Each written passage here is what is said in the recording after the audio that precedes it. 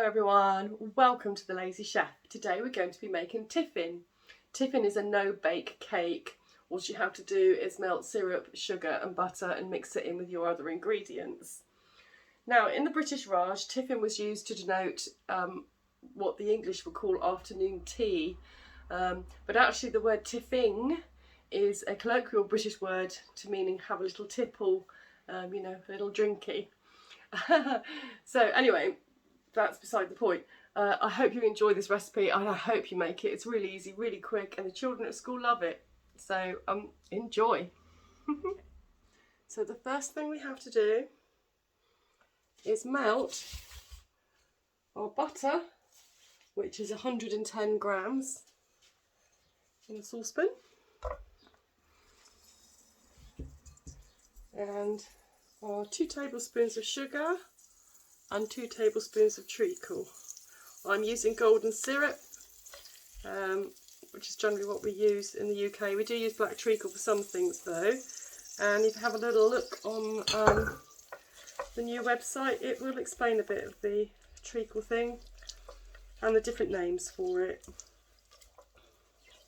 So gently melt your butter and syrup and sugar in your saucepan. Do it gently because you really don't want this to be burning.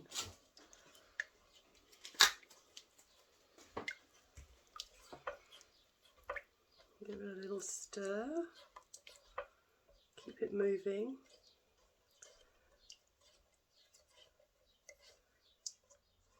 Okay, so that's all lovely and melted. Now you need to add your chopped, you can crush these in a bag, you can do them in a food processor. I did mine with a rolling pin because I like to have the bigger chunks in there, and I am using rich tea biscuits. You can use whatever biscuits you so desire. So chuck all those in. And then we have 4 teaspoons or maybe a tablespoon of cocoa. Give it a little mix up. You want all the biscuits covered in your lovely syrup. And then go ahead and add your cherries. Now I chopped up my cherries into quarters and I gave them a rinse to get all the sticky stuff off, as much as I love the sticky stuff. Put your cherries in. And I also soaked my dried fruit, which is 80 grams, in some boiling water first, so it plumps up a bit, otherwise it's a little bit dry and we don't want that. Give it a really good mix in.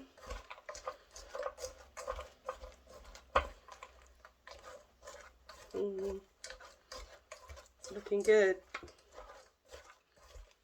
So I've lightly greased a 20 by 20 centimetre glass dish here.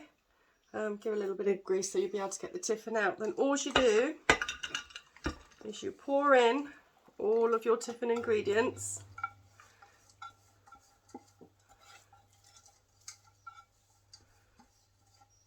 And give it a really good press down. And then we have to melt some chocolate and pour that on top. We'll be back for that. Now we're going to be melting the chocolate to put on top of your tiffin. So you need a double boiler, as the Americans call them, or a bain-marie, or you can even do this in a microwave, but I don't have a microwave. So as lazy as I am, no, I don't have a microwave. So we want this water to get nice and hot. Put your chocolate or chocolate chips or whatever you want in here. I've got 200 grams and we're going to wait for this to melt. I love chocolate melting, and it should melt quite quickly. These are actually chocolate fountain chocolate chips from Lakeland, which I use for everything. They're absolutely brilliant, especially for ganache and chocolate icings and stuff like that. So let these melt for a little while.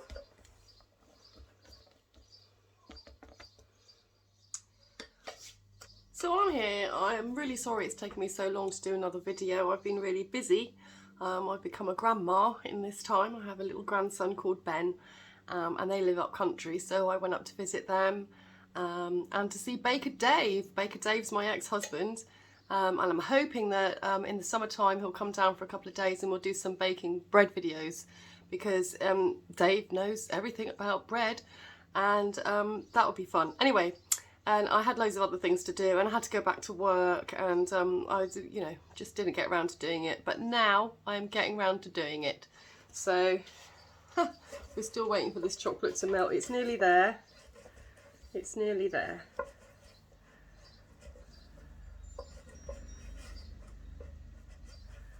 It's looking lovely. I do like it. Chocolate. Isn't much I don't like, actually. I'm not that keen on Brussels sprouts. I trained myself to like beetroot, and I'm training myself to like honey. I decided, you know, you get to a certain age and you can't just say, oh, I don't like that. I think you've got to keep trying this stuff, you know. But there's never been a time in my entire life that I haven't actually liked chocolate. So there we go. It's just we're getting the last of the lumps out here.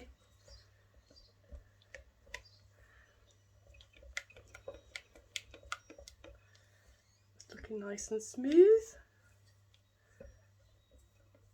There we go. That is done.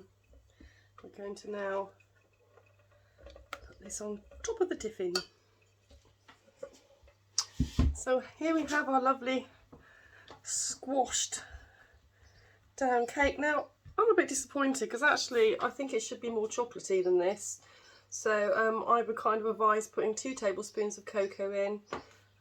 It's also, I don't know, I'm hoping it will set, but we will see. Anyhow, even if it doesn't set, we'll still eat it. So pour on your lovely chocolate.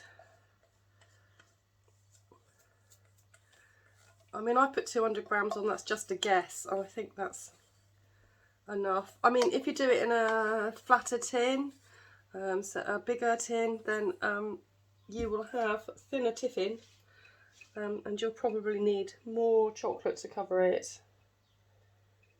There we go.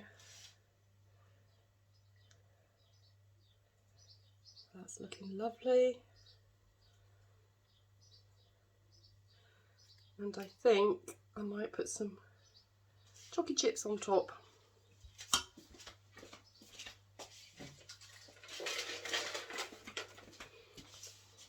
After all, can't have too much chocolate really.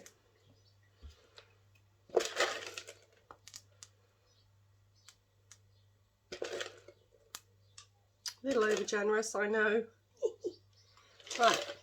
Now, what you need to do is you need to put this in the fridge for an hour, and hopefully by then it will be actual tiffin time, and we'll try it and see what it's like. I'll see you then. Right. James is going to try the tiffin. Oh my god. Yep, that normally means it's pretty good. Oh! That's good tiffin. Thank you very much, James. Oh. Well, James is officially bonkers. But I hope you enjoyed today's video as much as James appeared to enjoy the tiffin. And I would ask you please to like and subscribe, and please share my videos if you wouldn't mind. It would really help me out.